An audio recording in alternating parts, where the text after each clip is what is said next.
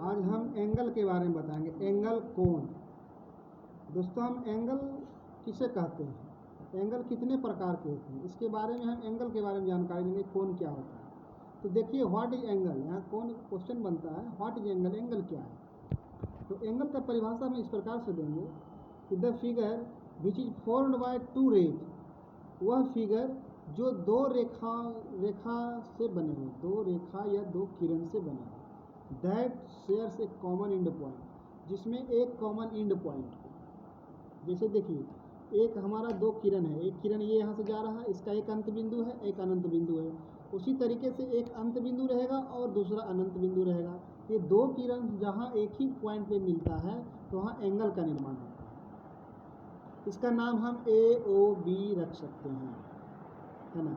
तो देख लीजिए, कह रहे हैं कि वह the figure which is form by two rays, वह फिगर जो दो रेज से बना है, दो किरण से बना है, that share A common and point, जिसमें एक कॉमन एंड पॉइंट है, उसे हम एंगल कहते हैं। वहाँ एंगल का निर्माण होता है।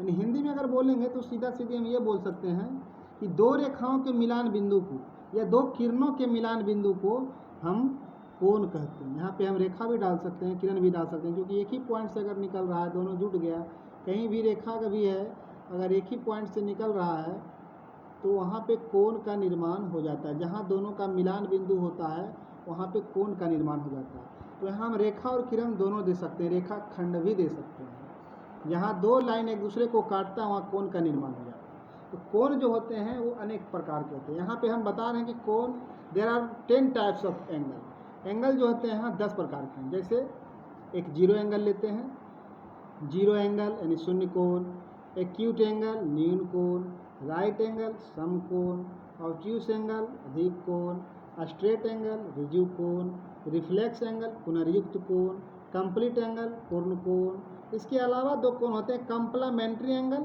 जिसे हम पूरक कोण के नाम से जानते हैं, सप्लीमेंट्री एंगल जिसे हम समपूरक कोण के नाम से जानते हैं।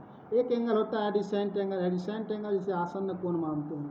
ये सारा एंगल ही है और ये एंगल को हम हिंदी और इंग्लिश दोनों में बताए हैं और इसका बारी बारी से हम इसका परिभाषा बताएंगे कि ये कोण होते क्या हैं, किसे हम कोण कहते हैं।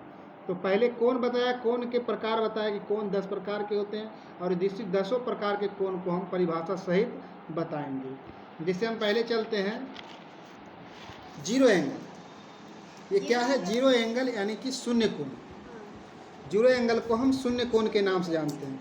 The angle which measure is 0 degree, यानी वैसा कोण जिसकी माप 0 डिग्री हो उसे हम शून्य कोण कहते हैं। ऐसे तो शून्य कोण बनाया जाता है जिसका कोई वैल्यू ही नहीं हो, एकदम शून्य पर एक दूसरे पर डाला हुआ है, दोनों रेखा जो है एक दूसरे पर डाला हुआ है, इसके अंदर जो कोण बनेगा वो शून्य कोण माना जाएगा, क्योंकि इसमें कोई कोण बनेगा ही नहीं। एक्यूट एंगल, एक्यूट एंगल का मतलब होता है न्यून कोण। इसको हम थोड़ा सा बड़ा बना देते हैं। एक ही रेखा एक दूसरे पर होता है, इसे हम OAB मान ले लेंगे। AOB हमारा एंगल बन जाएगा। AOB एंगल, AOB बराबर शून्य कोण है। एक्यूट एंगल क्या मानेंगे, एक्यूट एंगल, एक्यूट एंगल का मतलब हो गया न्यून कोण। The angle which measure is greater than 0 degree, वह कोण जिसकी माप 0 डिग्री से ज़्यादा एंड लेस देन 90 डिग्री और 90 डिग्री से कम हो, वह एक्यूट एंगल कहलाता है। यानी कि वैसा कोण जिस कोण की माप 0 से ज़्यादा और 90 से कम हो, न्यून कोण कहलाता है। जिसकी बनावट होगा, जो भी कोण 90 से कम बनता हो उसे हम, चाहे कितनों का कोण हो जाए, ये 90 से कम है इसलिए इसे हम एक्यूट एंगल यानी न्यून कोण मानेंगे। दूसरा है राइट एंगल। राइट एंगल का मतलब होता है समकोण। The angle which measure is 90 degree is called right angle, वह एंगल जिसका माप 90 डिग्री, ओनली 190 डिग्री, ना 90 डिग्री से एक पॉइंट ज़्यादा हो ना 90 डिग्री से एक पॉइंट कम हो, यानी जिस कोण की माप केवल 90 डिग्री हो उसे हम राइट एंगल कहते हैं। इसे हम इस प्रकार से बनाते हैं, एकदम सीधा ये एंगल बनता है, जिसे हम AOB के नाम से बने और इसे डायरेक्ट ऐसे करते हैं। यानी ये जो डायरेक्शन हुआ ना, ये डायरेक्शन हमको 90 डिग्री एंगल को रिप्रेजेंट करता है। इसी प्रकार से एक ऑब्ट्यूस एंगल। ऑब्ट्यूस एंगल मतलब होता है अधिक कोण। ऑब्ट्यूस एंगल मतलब अधिक कोण। अधिक कोण किसे कहते हैं, the angle which measure is greater than 90 degree, वह कोण जिसकी माप 90 डिग्री से ज़्यादा हो और लेस देन 180 डिग्री और 180 डिग्री से कम हो उसे एक्यूट एंगल ऑब्ट्यूस एंगल कहते हैं। यानी हिंदी में जाने कि जिस कोण की माप 90 से अधिक और 180 से कम हो उसे अधिक कोण मानते हैं।